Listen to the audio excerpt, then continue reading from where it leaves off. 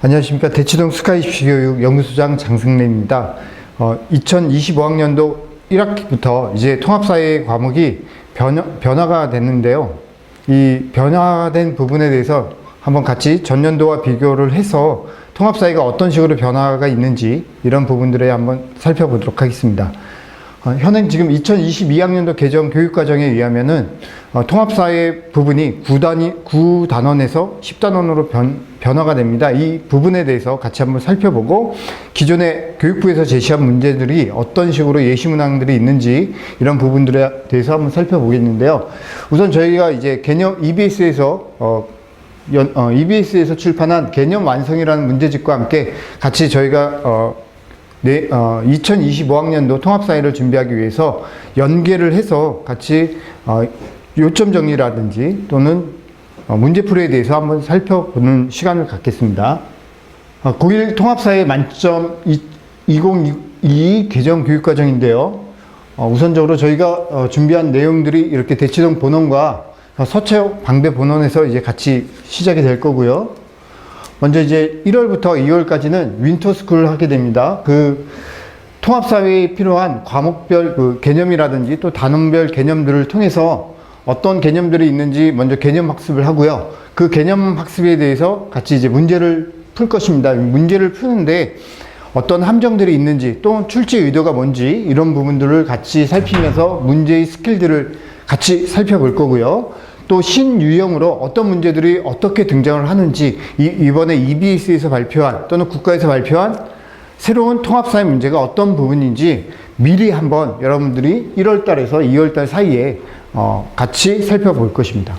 다음에 이제 3월에서 5월달에는 1학기 중간고사가 있을 텐데요. 그 1학기 중간고사에서도 마찬가지로 학교나 또 EBS에서 발표한 그 핵심 개념과 핵심 단원들 이런 부분들이 학교별로 다릅니다.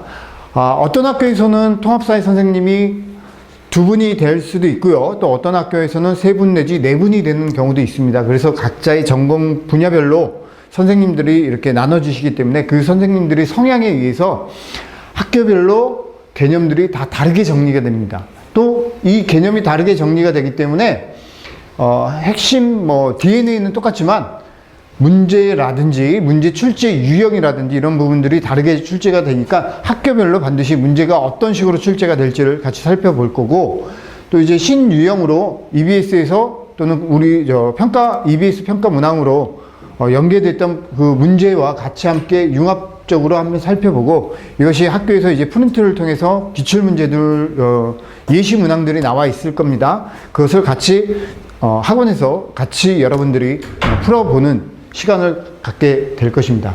다음 6월에서 7월에는 이제 기말고사가 있을 텐데요. 마찬가지로 중간고사와 마찬가지로 먼저 학교별로 또 과목별로 단원별로 학교에서 가르치는 방식대로 이렇게 학교별로 쪼개서 개념 정리를 할 거고요. 또 그 개념 정리를 한 다음에 거기에 맞춰져 있는 문제를 풀 거고, 또 신유형으로 EBS에서 발표한 문제 방식과 학교에서 수업 시간에 중요하다라고 했던 부분을 같이 융합해서 이런 식으로 신유형 문제들을 저희가 정복해 나갈 것입니다.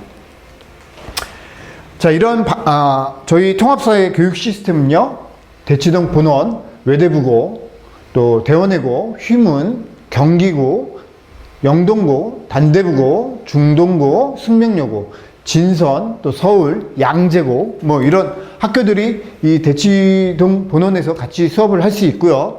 그 다음에 서초 방배본원 같은 경우에는 경문고등학교라든지 이 근처에 서문여고, 또 세화고, 또 세화여고, 또 상문, 서울, 동덕, 반포, 동작, 용산. 자, 이러한 학교들이 같이 내신 수업을 같이 할 수 있으실 겁니다. 자, 우선적으로 이제 바뀌는 고교 학점제에 대해서 한번 살펴보도록 하겠는데요. 2022년도 개정 교육과정에 의하면 내신평가와 수능체제에서 먼저 학생 개개인의 진로와 적성에 맞춰서 교과목을 선택하고 이수할 수 있는 제도가 바로 고교 학점제입니다. 이 고교 학점제는 누적 학점이 약 192학점이 된다면 졸업이 가능하고, 이 개정 교육과정은 개별 맞춤형 교육을 효과적으로 지원하는 제도입니다. 그래서 이렇게 지원하는 제도이기 때문에 도달 시에 졸업을 가능시킬 수 있도록 만든 제도입니다. 우선 학점 배당 기준을 보면 다른 과목들은 이렇게 보이는 부분들이 있고요. 사회나 한국사 이쪽 파트를 보면 한국사 1, 2로 나눠집니다. 또 통합사회도 1, 2로 나눠지게 되겠습니다. 내신 등급제 개편을 보면은 등급별 비율 증가 및 또 내신 산출 등급이 감소한다는 거. 그래서 내신 등급에 대한 과잉 경제 해소를 목적으로 해서 이렇게 9등급제에서 5등급제로 완화가 됩니다. 현행에는 1등급이 4%였고 2등급이 7%, 3등급이 11%, 4등급이 17%, 5등급이 20% 이렇게 돼 있었는데 지금 개편안에 따르면 1등급이 10%입니다. 굉장히 많이 확대가 됐습니다. 이렇게 4%에서 10%로. 다음에 2등급도 24%였기 때문에 거의 2, 3, 4등급을 다 5등급까지 다 이렇게 아우르는 부분이 돼버렸죠. 다음 3등급은 32%. 이렇게 해서 5등급제로 현행 바뀌게 됩니다. 대신에 논서술형 평가가 확대 및 강화가 되기 때문에 이런 부분들은 여러분들이 당일치기로 공부를 하시기에는 좀 힘이 드는 부분들이 있죠. 그래서 논서술형 평가를 위해서 취지 목적은 이렇게 미래 사회를 대비할 수 있는 역량을 발굴하고 지식 암기보다는 이렇게 오지선다형을 탈피해서 사고력, 문제 해결력 또는 평가 방식으로 전환을 해서 논서술형 평가 시행을 예정하고 있습니다. 그렇기 때문에 여러분들이 그냥 과거에 주입식 교육으로서만 공부를 하시게 됐을 때는 이런 논서술형 평가 방식을 쫓아가기가 힘들겠죠. 그래서 여러분들이 많이 써보고 그 써본 것에 대한 피드백이 굉장히 중요한 평가 방식이 바로 2022 개정 평가 방식이 되겠습니다. 자, 수능체제도 개편안을 보면 수능체제가 통합형, 융합형 이렇게 수능이 실시가 됩니다. 국어, 수학, 탐구에서 선택과목 전면 폐지가 됐고요. 사회과학, 탐구의 고1 공통과목에 통합사회와 과학이 출제가 됩니다. 이제는 고등학교 1학년 통합사회와 통합과학도 여러분들이 수능을 위해서 공부를 하셔야 된다는 뜻이고요. 계열 구분 없기 때문에 이것은 문이과 공통이기 때문에 동일 과목, 동일 문제를 응시해야 합니다. 그래서 기존에는 이과 학생들은 사탐을 안 한다든지 문과 학생들은 과탐에 대해서 조금 소홀할 수 있다든지 이랬지만 이제는 계열 구분이 없습니다. 그리고 똑같은 문제를 똑같이 푸셔야 합니다. 우선적으로 개정된 2015년 개정 통합사회 지금 현행 고1 학생들이 하고 있는 부분이고요. 이쪽은 이제 현행 중3 학생들이 내년부터 하셔야 할 통합사회 1과 통합사회 2인데요. 지금 통합사회 1 같은 경우에는 이렇게 9단원으로 정리가 됐습니다. 근데 통합사회 개정 22 개정 통합사회는 이렇게 통합사회 1과 통합사회 2로 나눠서 있는데요. 어떤 차이점이 있는지 한번 살펴보도록 하겠습니다. 2015년의 통합사회에서는 세 영역씩 이렇게 삶의 이해와 환경, 인간과 공동체, 사회변화, 공존이라는 세 큰 단원으로 나눴고요.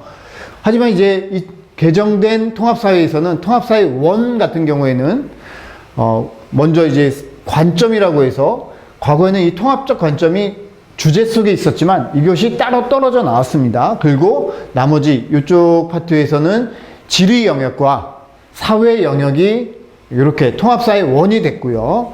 다음에 통합사회 2에서는 약간 통합사회 1에 대해서 응용편이라고 할 수가 있겠죠. 그래서 정치라든지 법이라든지 경제라든지 또 앞으로의 미래 사회라든지 또 환경 문제라든지 이런 부분들에 대해서 통합사회 2에서 다루게 됩니다. 그래서 통합사회 1과 통합사회 2는 어떻게 보면 기본편 또는 응용편 이렇게 할 수 있기 때문에 여러분들이 이 통합사회 1을 미리 준비해 놓지 않으면 통합사회 2 또한 접근하기가 쉽진 않을 것입니다. 그렇게 2015년 개정 통합사회랑 2022년 개정 통합사회가 이렇게 완전히 변화가 이루어졌고 이 통합사회 1과 2도 분리가 됐습니다. 분리가 됐다는 얘기는 이제는 철저하게 기본과 응용으로 가겠다라는 내용이 되겠죠.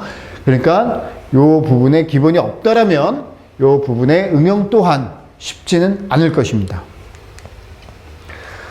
자, 이제 한번 주제를 본다면 통합사회 원에서는요, 이렇게 통합적 관점, 바로 이런 통합적 관점들이 전년도에는 주제 속에 있었습니다. 하지만 이것을 하나의 영역으로 이렇게 딱 끄집어냈기 때문에 이 부분을 굉장히 관점을 어떻게 사회과학을 어떤 식으로 바라볼 수 있는지 그 바라보는 거에 따라서 이것이 굉장히 큰 천차만별의 생각들이 나타날 수 있습니다. 그래서 그 바라보는 올바른 관점들을 가르쳐주는 부분이 통합적 관점이고, 다음에 이제 두 번째는 인간, 사회, 환경과 행복인데, 이 행복의 의미와 조건은 이제 윤리라든지 이런 부분에서 필요했던 이 부분을 좀 더 앞쪽에서 기본적으로 인간이라면 어떤 식으로 살아야 되는지를 확 끄집어냈고요.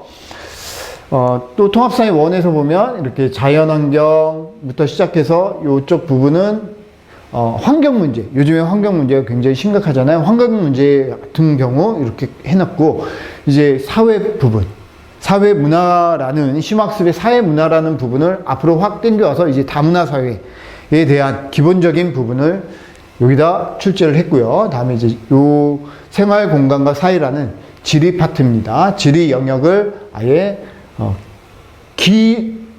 그 전에는 이렇게 흩어져 있었는데 이것을 하나로 뭉쳐가지고 앞쪽으로 통합사회 1으로 빼버렸습니다. 다음 통합사회 2 같은 경우에는 이렇게 첫 번째 통합사회 2가 인권보장과 헌법, 그래서 이번 시민혁명부터 시작해서 헌법이라든지 또 국민들이 정치에 불참을 했을 때 어떤 일이 나타나는지 이런 부분들을 살펴보는 걸, 즉 정치와 법의 영역을 앞쪽으로, 기본 영역을 앞쪽으로 가져왔고요. 다음에 생활과 윤리라는 부분에서 이제 정의, 이런 사회 불평등, 이런 부분들을 또 이렇게 2단원으로 갖다 놨고요. 다음에 세 번째로는 이제 경제 파트를 이렇게 갖다 놨습니다. 다음에 세계화와 평화, 또 앞으로의 미래, 지구 문제, 또 글로벌 시대의 지구 문제, 이런 부분들을 이렇게 마지막 단원에 배치하고 있습니다. 그래서 2015년과 2022의 개정 통합사회는 통합사회 1과 2가 이렇게 분리가 됐고, 또한 분리되는 과정 속에서 좀 더 심화된 개념들이 도출됐다라는 걸 볼 수 있습니다. 자, 그러면은 이제 EBS에서 발표한 통합사회 문제 유형을 살펴보면서 어떤 식으로 될지 한번 살펴보겠는데요.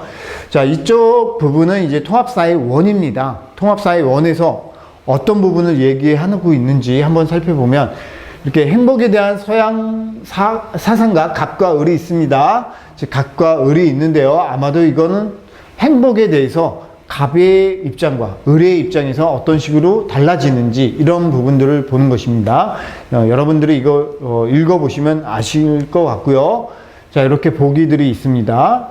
다음에 이제 이 문항 정보에 대해서 본다면 통합사회 1입니다. 통합사회 1에 인간, 사회, 환경과 행복이라는 주제가 되는 거고요. 이 주제 속에서 이제 행복의 의미가 무엇인지 이런 것들을 살펴보는 것이고, 행동 영역을 보면 교과의 개념이나 원리를 구체적인 사례 속에서 적용을 한다라는 부분이고요. 삶의 의도 및 취지, 그래서 아리스토텔레스와 에피쿠로스 학파라는 것을 파악하고 이 사상가들의 행복에 대한 관점을 이해하고 어떻게 해석하고 평가하는지를 살펴보는 문항으로서, 아리스토텔레스가 했던 주지주의 또 플러스 주의주의와 에피쿠로스 학파 같은 경우에는 쾌락은 선이고 고통은 악이다. 그래서 이 에피쿠로스 학파의 사상이 나중에 공리주의까지 이어지게 된다라는 부분을 이 기본 문제에서 이제 어떤 식으로 뽑아냈는지 한번 살펴보는 건데요. 그렇게 해서 살펴보는 게 바로 요 중에서 찾아내는 기업과 리을, 그래서 갑과 을 해서 이렇게 리을에 대해서 행복이 무엇인지를 살펴보는 지문이었습니다. 다음은 이제 예시문항 2번인데요. 이렇게 갑을 사상가들의 입장에서 나의 기업 지역 개발에 대해 제시할 견해로 가장 적절한 것. 갑이 누군지 을이 누군지 먼저 알아야 되겠죠. 그래서 요 파트를 한번 살펴보면 갑은 인간의 지식이 곧 인간의 힘이다. 우리는 자연을 연구해요. 이리저리 방황하는 자연의 자취를 마치 사냥개처럼 추적할 수 있다. 사냥개들이 막 이렇게 냄새를 맡으면서 여기저기 왔다 갔다 하죠. 지금 그 부분을 빗대어서 자연의 자취를 인간은 찾아갈 수 있다. 인간은 대지의 구성원이다. 어떤 것이 생명 공동체의 통합성, 안정성, 아름다움의 보존에 이바지한다면 그것은 옳고 그렇지 않다면 그르다.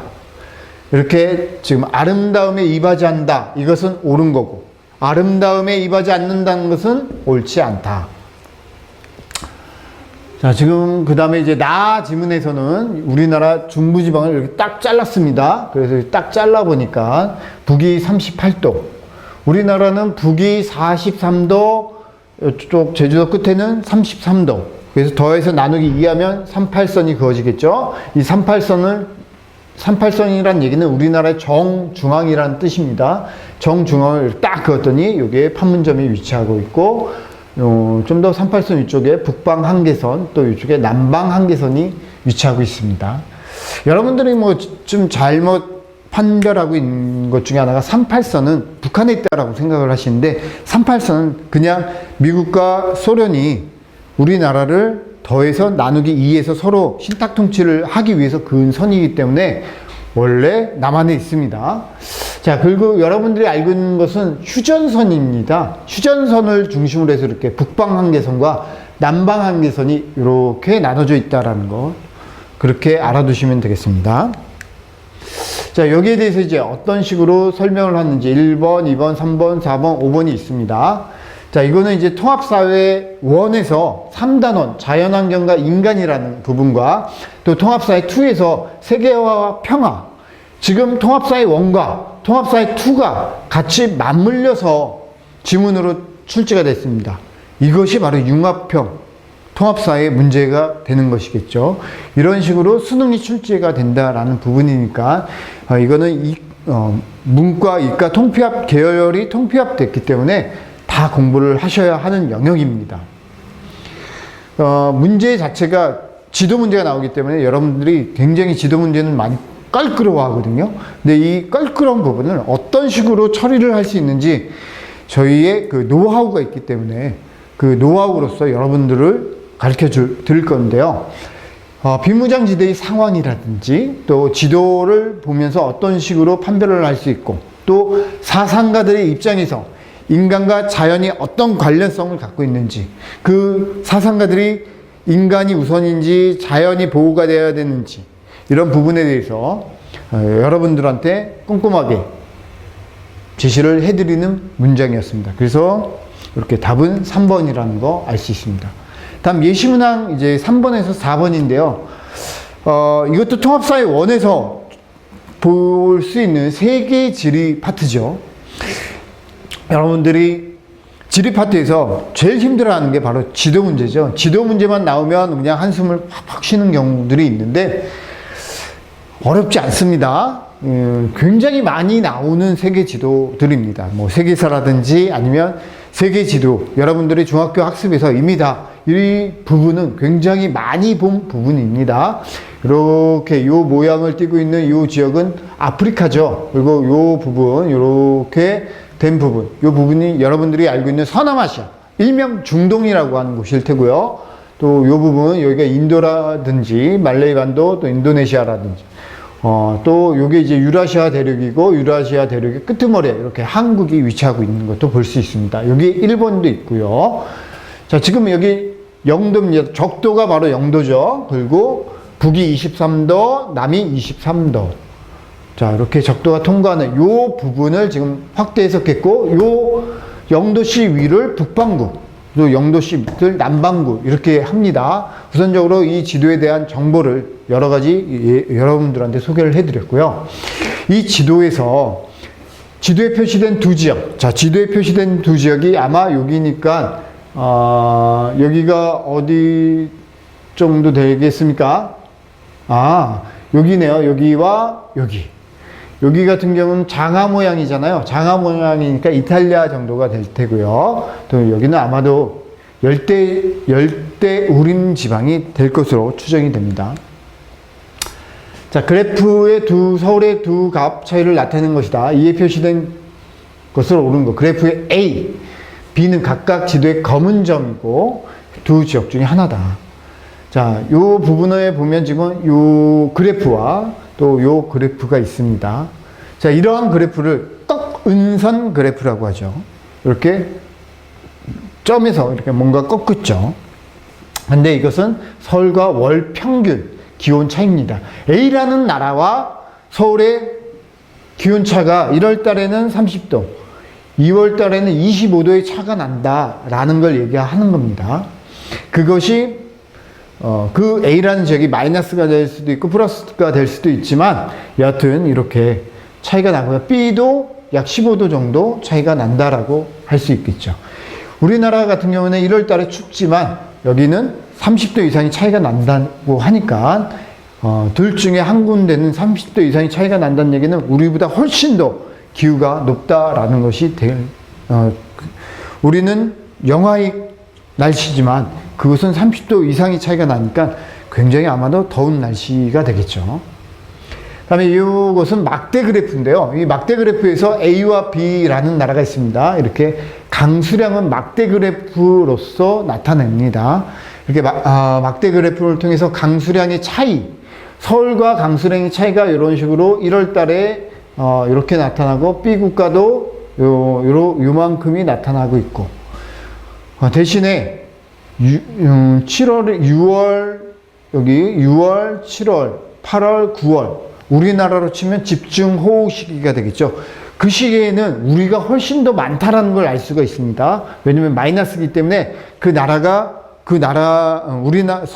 서울에 비해서 훨씬 덜 비가 온다라는 얘기가 되겠죠. 그래서 이 부분을 통해서 이 부분에서 뭔가 많은 정보가 있다라는 걸 알 수가 있습니다. 자, 그래서 어떤 지역이 올리브를 하는지, 보통 이제 이탈리아 같은 경우, 지중해성 기후 같은 경우에는 올리브와 같은 수목 농업을 재배를 하고요. 또, 아까 봤던 적도 부근의 열대 우림 기후 지역에서는 훨씬 우리보다 더 비가 많이 오기 때문에 비가 많이 오는 지역에서는 이렇게 열이라든지 습기 이런 것들을 차단하기 위해서 땅 위에다가 집을 짓는 경우들이 있습니다. 그래서 그것을 고산가옥이라고 하는데 그런 것들이 B인지 N인지 이런 것들을 아까 앞에 있었던 꺾은선 그래프와 또 막대 그래프를 통해서 여러분들이 캐치를 해내셔야 합니다. 자, 이것은 통합사회 1에서 자연환경과 인간이라는 지리 영역에 관련된 문제인데요. 그 주어진 자료를 통해서 이 지도상에서 어떤 지역인지를 판별해 내는 문제입니다. 아마 이런 문제들이 여러분들이 제일 어려워하고 할 수 있는 문제인데 이유는 한 가지입니다. 지도를 볼 줄 모른다는 거. 다음에 아까 봤던 꺾은선 그래프와 막대 그래프가 무엇을 뜻하는지를 모르기 때문에 굉장히 간단한 것임에도 불구하고 여러분들이 주입식 교육을 받아왔기 때문에 아마 그런 것들을 판별하는 게 쉽지는 않을 것입니다. 하지만 저희가 가르치는 노하우가 있기 때문에 통합사회에서 어떤 부분이 더 중요한지 이런 부분에 대해서 여러분들한테 아주 신랄하게 공식적으로 소개를 해 드릴 것입니다. 자, 정답은 5번인데요. 이 문제에서 중요한 부분은 바로 그래프를 해석하는 능력과 또 지도 속에서 어떤 부분이 주로 문제 속에 잘 출제가 되는지 이 세계적인 지도 속에서 기후별 특징 또 지역별 특징에 따라서 기후가 다르게 나타나는 지역들이 있습니다. 그런 부분들에 대해서 저희가 데이터가 많이 있기 때문에 그 데이터 속에서 학교에서 문제들이 어떻게 출제가 될 수 있는지 이런 것들을 제시해 드릴 겁니다. 다음에는 이제 예시문항 4번인데요. 요 예시문항 4번에 가국가에 대한 여행 일지이다. 이에 대한 설명으로 옳은 것. 자, 이것도 이제 지리 영역에 관련된 문제거든요. 건조문화권이라든지 온대문화권이라든지 열대문화권 이렇게 해서 기후별로 문화권이 달라집니다. 그 기후별로 달라지는 문화권, 그 문화권에서의 사람들의 생활의 모습이 어떤지 종교는 어떤지 이런 부분들에 대해서 여러분들한테 이제 수업을 할 거고요. 그 수업에 관련된 문제가 확인 문제가 바로 이 문제가 되겠습니다. 그래서 건조문화권에 속한 이슬람 국가인 뭐뭐뭐에 도착했다. 여행 전 조사를 통해 이슬람교가 7세기 초에 무함마드 알리에 의해 창시되었고 이슬람교를 믿는 사람들이 이 기도와 금식, 순례 등을 행한다는 것을 알게 됐다. 입국 소속을 마치고 숙소로 이동하여 짐을 푼 후에 식사를 위해 도심으로 들어왔다. 마치 여행을 가서 여행 간 다음에 어떤 기획문을 쓰는 듯한 내용이죠. 자, 이렇게 건조문화권, 이슬람 국가, 또 이슬람 국가에서 나타나는 모습들, 또 모스크 사원 이런 부분들이 쭉 세워져 있고요. 그런 모스크 사원 속에서 비잔티움이란 과거의 국가 이런 부분들에 대한 설명이 쭉 나와 있습니다. 자, 그리고 이것도 통합사의 원인데요. 그 문화와 다양성이라고 해서 지도를 통해서 그 문화권이 뭔지를 먼저 판별을 하시고 그 문화권의 특징이 뭔지를 같이 연결시켜서 하는 문제입니다. 그래서 통합사의 원에서의 문화의 다양성과 자연환경과 인간을 같이 융합적으로 여러분들 학습을 하셔야 합니다. 그래서 단답형으로 하는 게 아니라 같이 융합적으로 이렇게 단원이 다릅니다. 단원이 다르지만 이것을 문제 속에서 같이 통합적으로 내겠다라고 하는 겁니다. 아마도 이 부분이 시험범위가 이렇게 주어질 것이기 때문에 지금 그런 영역으로 짜여지고 있습니다. 그래서 지리 영역은 지리 영역으로만 가는 것이 아니라 지리 영역과 문화 영역, 즉 사회 영역이 같이 합쳐져서 문제가 구성이 된다 해서 융합형 문제가 출제가 되는 것으로 보입니다. 답은 여기 4번이고요. 다음에 이제 예시문항 5번인데요. 이것도 마찬가지로 통합사의 원입니다. 통합사의 원에서 어떤 식으로 되는 것인지 지리 영역인데요. 지리 영역에서 도시화, 산업화 이런 것에 대한 자료고 그래프 A에서 C는 각각 네팔이라는 나라, 일본이라는 나라, 타이라는 나라 중 하나입니다. 이렇게 쭉 지금 요 세 나라에 대해서 설명을 하고 있습니다.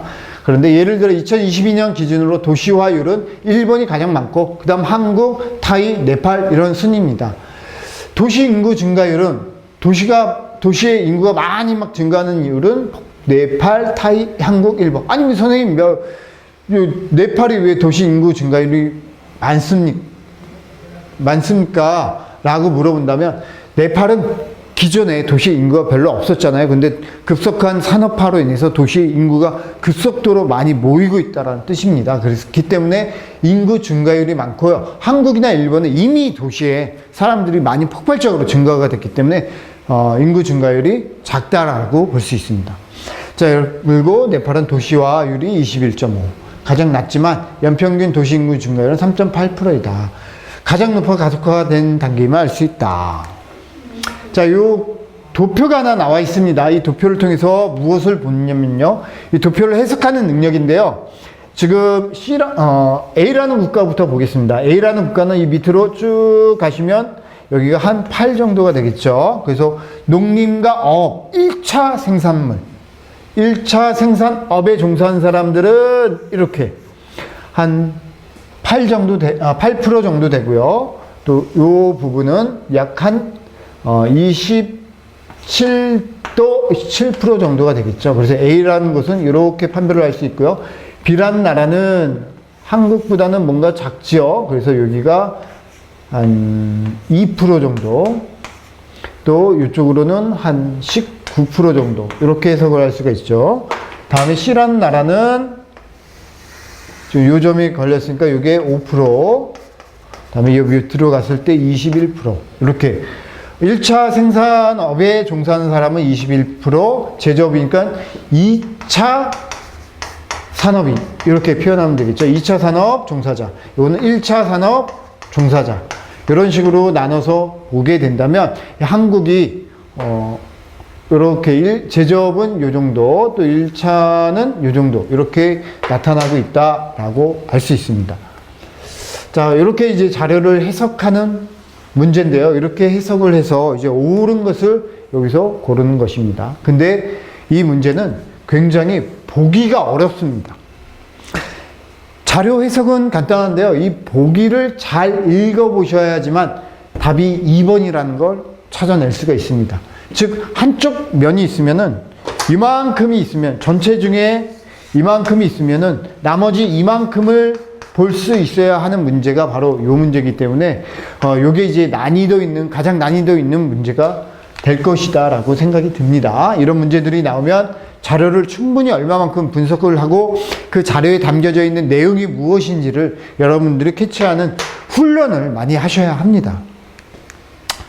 자, 이렇게 살펴봤습니다. 이렇게 살펴봤고요. 이렇게 이제 바뀐 통합사회가 2022 개정된 통합사회가 어떤 식으로 문제가 구성이 되는지 한번 살펴봤는데 총평을 하자라고 한다면 바뀌는 통합사회는요, 기존에도 사회를 통합했다 해서 통합사회였는데 2022 개정 교육과정의 통합사회는 이제는 과목별로 통합이 아니고요, 단원이 통합이 돼서 융합이 됐다라는 거. 이것을 좀 머릿속에 기억하셔야 합니다. 과거에는 그냥 한 단원에서만 통합적으로 나왔지만 이제는 한 단원과 다음 단원을 같이 묶어서 연계를 하는 문제들이 출제가 되고 있다는 걸 여러분들이 많이 아신다면 이 부분에 대해서 아주 통넓게 문제를 풀어봐야지 이 통합사회를 정복할 수 있다, 이렇게 생각할 수 있을 것입니다. 이런 부분들에 의해서 저희가 이제 대치동과 사당 본원에서 여러분들한테 현장 강의도 준비를 하고 있고 또 온라인 강의도 준비하고 있으니까 다시 한번 꼼꼼히 살펴봐 주시기 바랍니다.